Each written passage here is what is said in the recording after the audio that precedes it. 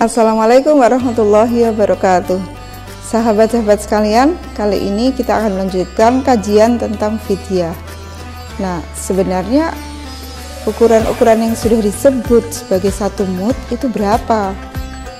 Banyak istilah-istilah di dalam takaran-takaran ini ya. Ada satu mud, ada satu sok. Satu sok itu terdiri dari 4 mud. Udah jelas, tapi satu mud itu gimana? Apakah bisa dikonversi? Sebenarnya agak susah ya, karena dalam fikih dan termasuk fikih yang ulama sekarang, ulama modern tuh seperti Wahbah As-Suhaili mengatakan satu mud itu seperti 2 genggaman tangan.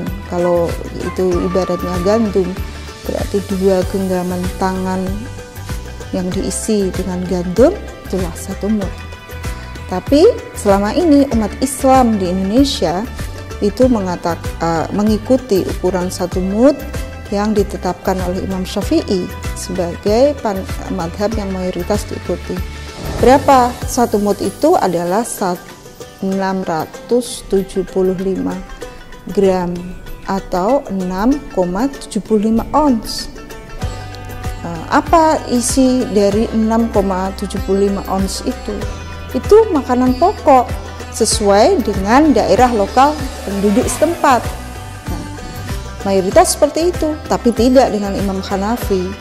Imam Hanafi tidak menyebut sebagai padanan tentang makanan pokok yang bisa dikiaskan atau diparalelkan dengan di mana orang itu makan makanan tersebut.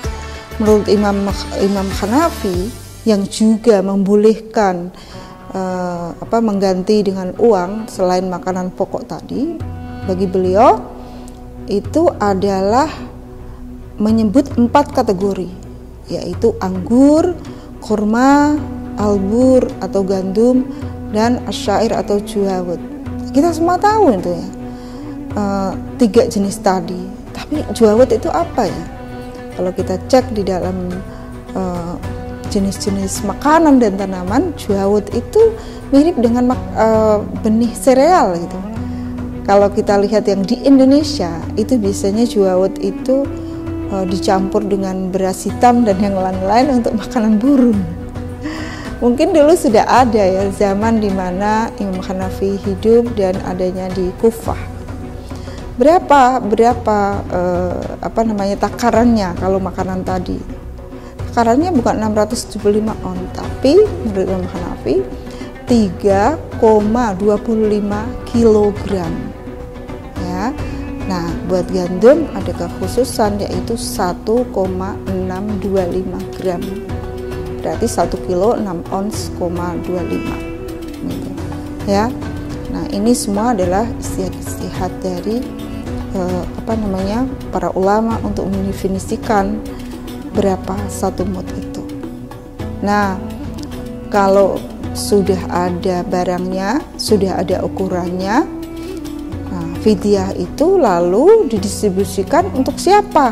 Pertanyaannya kemudian. Fidyah itu jelas ditujukan untuk orang miskin dan fakir, bukan golongan-golongan yang ditetapkan dalam kriteria penerima zakat ya. Karena dalam Al-Quran itu, dalam surat Al-Baqarah jelas dikatakan, dalam surat Al-Baqarah ayat 184, walladzina yutiqunahu fidyatun ta'amun miskin. Sesungguhnya ya, bahwa fidyah itu hanya untuk orang-orang miskin. Para ulama mengkiaskan kias aulawi bahwa selain miskin ada juga fakir, karena fakir itu hidupnya biasanya lebih berat daripada orang miskin. Nah, sekarang waktunya kapan melakukan fidyah itu? Fidyah itu bisa didistribusikan setiap hari setelah waktu berbuka puasa. Ya, setelah matahari terbenam, setelah maghrib. Bisa juga nanti kapan? Pada hari kedua, hari ketiga. Jadi misalnya hari ini tanggal 1 Ramadan bisa didistribusikan nanti setelah waktu berbuka. Tadi umpamanya buat orang sepuh, orang tua yang tidak mampu berpuasa. Nah, sudah sore hari kan, karena beliau orang-orang sepuh ini tidak bisa menjalankan ketentuan, maka difidyahi. Kapan fidyahnya?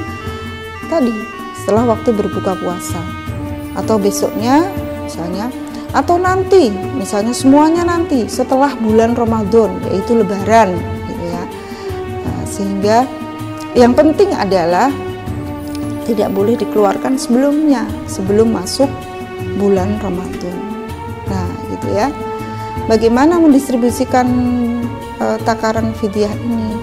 Apakah karena misalnya saya punya tetangga yang sangat miskin gitu, fidyah saya ini 675 on, atau kalau mau bersedekah menjadi 7 on kali 30, saya berikan pada tetangga saya yang sangat miskin, ini boleh enggak? Karena misalnya anaknya banyak, tidak usah dibagi-bagi kepada tetangga depan atau belakang. Bisa saja kalau memang mereka sangat membutuhkan, bisa menjadi 3 hari untuk keluarga fakir miskin dari yang terdekat, pada si pembayar fidyah ini. Karena beliau melihat misalnya orang ini lebih berkepentingan, lebih membutuhkan. Nah, sebaliknya juga tidak boleh mengurangi. Mengurangi itu apa? Misalnya karena ingin membagi tetangga-tetangganya atau teman-temannya banyak yang berkekurangan dan sehingga butuh, lalu itu dibagi. Misalnya saya pingin loh tiap hari itu mengantar fidyah saya ke teman saya, yaitu A dan B. Karena itu fidyah yang 1 mud itu saya bagi 2 gitu. Misalnya buat ibu yang tadi berhalangan karena menyusui atau hamil tadi ya, sehingga 1 mud ini dibagi 2, diberikan kepada A dan kepada B.